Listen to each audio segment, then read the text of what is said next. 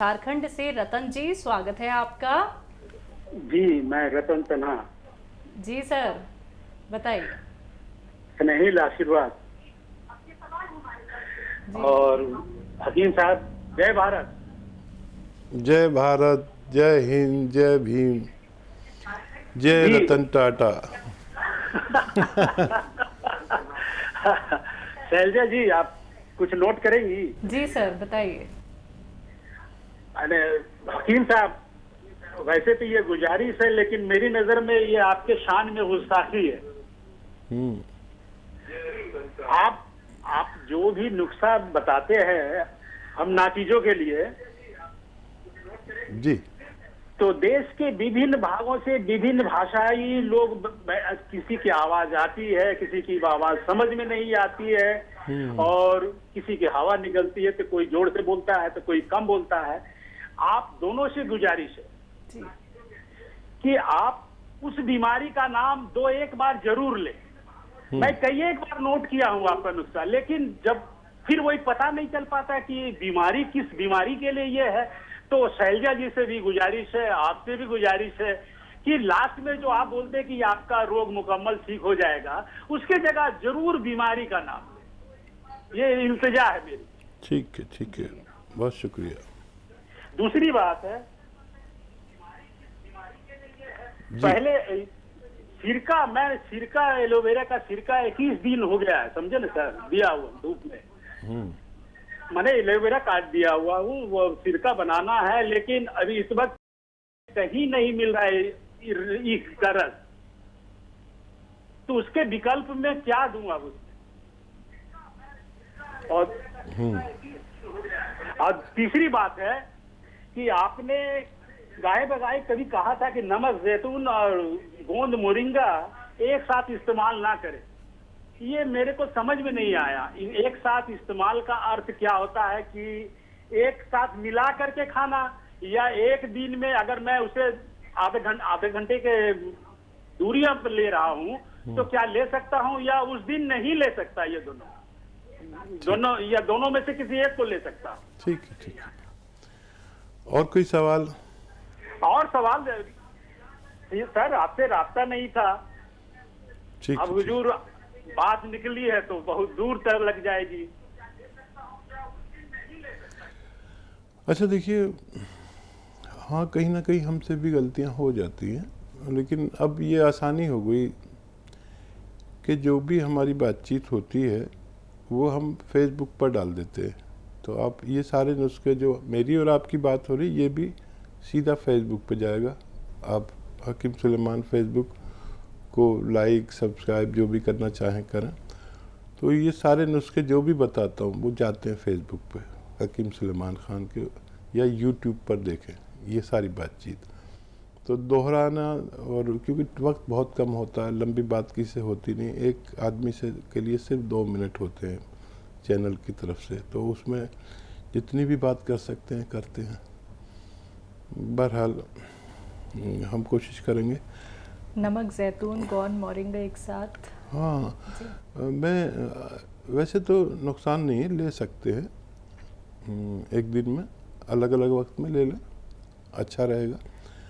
और कुछ चीज़ों को मैं मना करता हूँ, उसकी वजह जैसे दवाओं से वाकफियत है, उसकी वजह जैसे मैं कहता हूँ एस केयर, टी केयर और ये कैप्सूल्स जो हमारी कंपनी बनाती है, इनके साथ ये कौन स्याह नल है,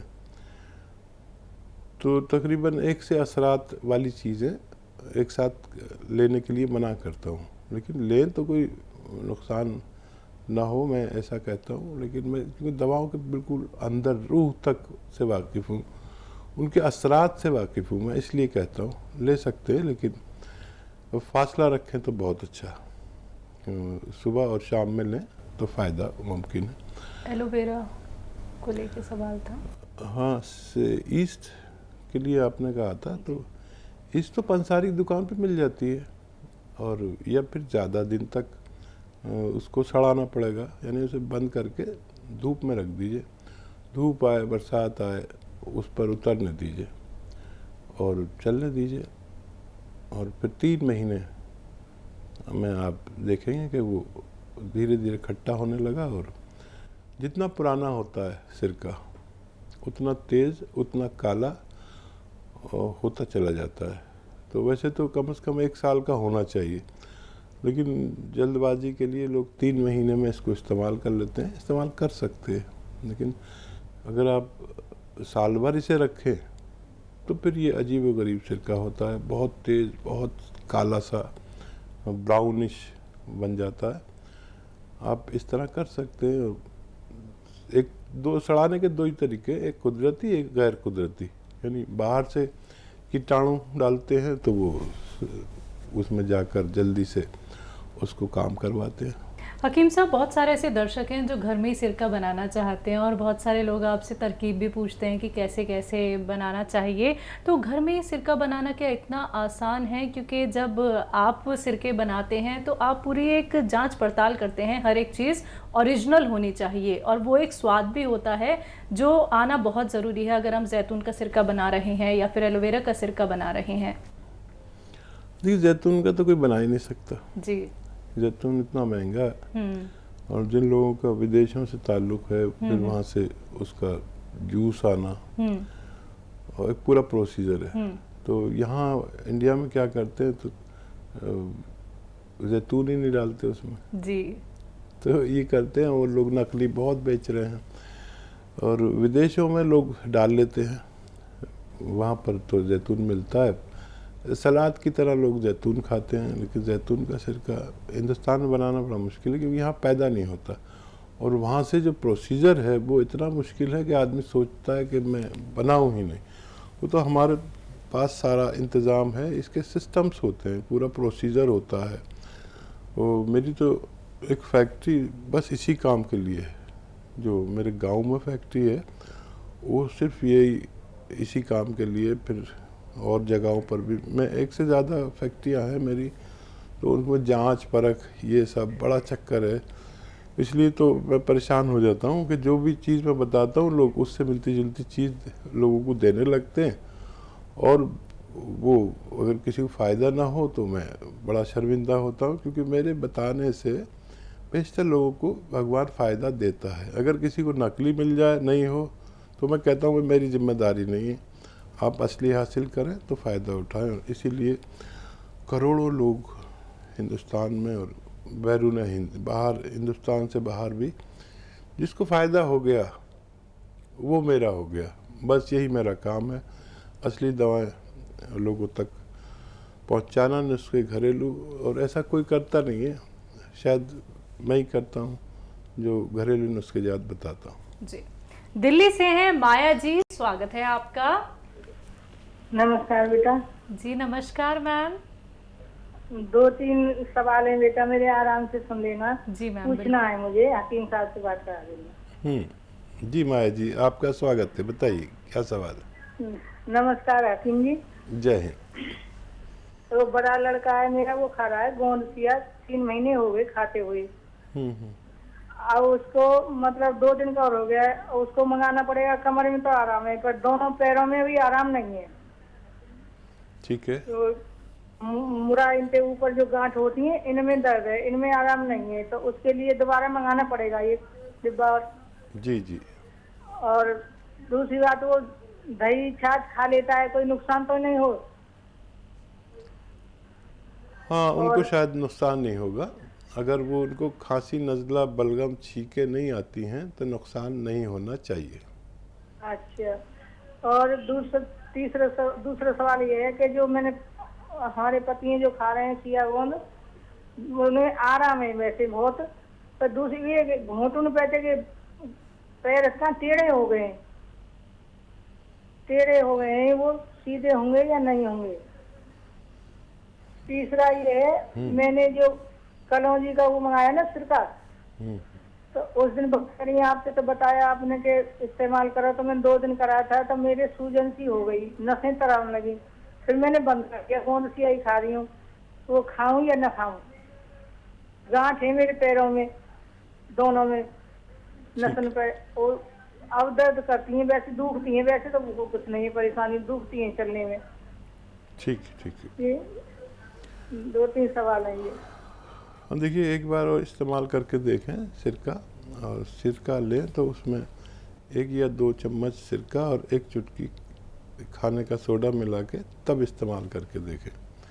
अगर फिर भी नहीं चले आपको तो फिर आप नमक ज़ैतून और खाने का सोडा है ये लिया करें, 1-1 चुटकी दिन भर में 1 बार या 2 बार, तो ये आपको नुकसान नहीं देगा। खट्टी चीज़ किसी किसी को नहीं चलती है, मैं सबसे कहता हूँ खट्टी चीज़ नहीं चले तो आप ये चीज़ ना लें। और बच्चे का जवाब मैंने दे दिया है कि अगर उसको ये चीज़ें चलती हैं तो खा सकते हैं, छाछ भी और ये दही भी।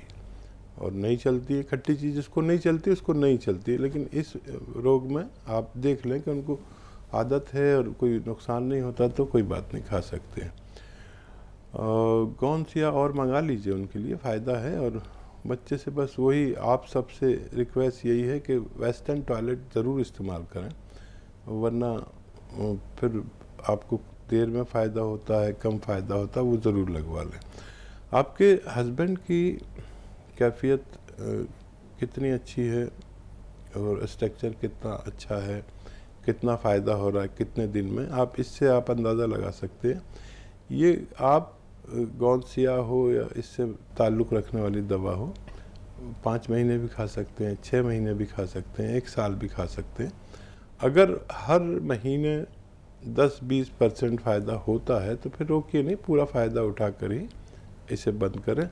मैं अभी कुछ कह नहीं सकता, उनकी जो टांगें टेढ़ी सी हो गई हैं, लेकिन उसमें कितना फ़ायदा है ये आपसे बेहतर कोई नहीं जान सकता। लेकिन दर्द जा रहा है तो दर्द तो पूरा जाने दीजिए और फिर देखिए कितने 1-2 महीने और इलाज करके देखें, आपको खुद ही अंदाज़ा हो सकता है। कर्नाटका से हैं अगली कॉलर, स्वागत है आपका। अस्सलाम वालेकुम हकीम साहब। वालेकुम सलाम। सर मेरे 2 सवाल हैं। एक पहला सवाल तो है, मैं जैतून का नमक और चिलगोले का गोंद, मोरिंगा का गोंद मंगाई हूँ, सब मैं मंगा के भी 1 महीना हुआ यूज कर रही हूँ सर। लेकिन मेरे पेट में, गले में, यूरिन की जगह बहुत जलन हो रही है। मैं एसिडिटी की गोली ली भी तो भी जलन बहुत हो रही है सर। मैं उसके साथ क्या ले सकती हूँ? बहुत जलन हो रही है सर, पेट में भी बहुत जलन, गले में बहुत जलन, दिन भर ऐसा जलन हो रही है कि आग का गोला ऐसा जलन हो रही है सर। उसके लिए क्या करना चाहिए सर बताएं। मेथी का दाना भी ली सर मैं, वो भी ली तो भी तकलीफ कम नहीं हुई सर। लेकिन क्या जुल्फोने गोंद ले सकती हूँ, क्या नमक नहीं, तो क्या ले सकती हूँ सर बोलिए। लेकिन जलन बहुत हो रही है सर, पेट में, गले में, खाने में क्या दे सकती हूँ सर बोलिए। देखिए बहुत हाईली एसिडिटी है और शायद मैंने पहले भी आपको जवाब दिया है इस बात का, फिर से कहता हूँ कि अगर किसी की जलन किसी भी सूरत कम ना हो तो उन्हें अपनी एब्डोमेन सोनोग्राफी करानी चाहिए। ख़ास तौर पर हमारे पित्ते में पथरी ना हो।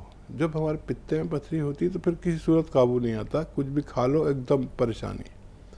तो अगर ये नहीं कराई है तो करा लें। अगर पित्ते की पथरी होगी तो उसको निकालने के बाद ही हम अच्छे हो सकते हैं। ये मैं आपको एक ऐसी बात बता रहा हूँ जो बहुत कम लोग जानते हैं कि एसिडिटी अगर किसी सूरत ख़त्म ना हो तो पित्ते की जांच ज़रूर करानी चाहिए। और पित्ते की जांच में फिर पूरा पेट की जांच करा लेनी चाहिए ताकि पता चले है क्या। और यूरिनरी इन्फेक्शन है तो ये आप इस तरह करें कि ज़रा सा नुस्खा आपका अलग है। देखिए अलसी 100 ग्राम और सौंफ 100 ग्राम, अलसी, सौंफ, धनिया, अलसी, सौंफ, धनिया 100 ग्राम लें और इसको पाउडर बना लें। 1 चम्मच भर के खाएं और 1 चुटकी नमक जैतून 2 गिलास पानी मिला के इसे लें। इससे आपके एसिडिटी, कब्ज़, बवासीर ये सब अच्छे होते हैं और मैदे की नकाहत, कमज़ोरी, हिद्दत, गर्मी इससे कम होती है। और ये ऐसी खुराक दिन में आप 2 बार ले सकते हैं। ये शुरू करें और सारी दवाएं ना लें।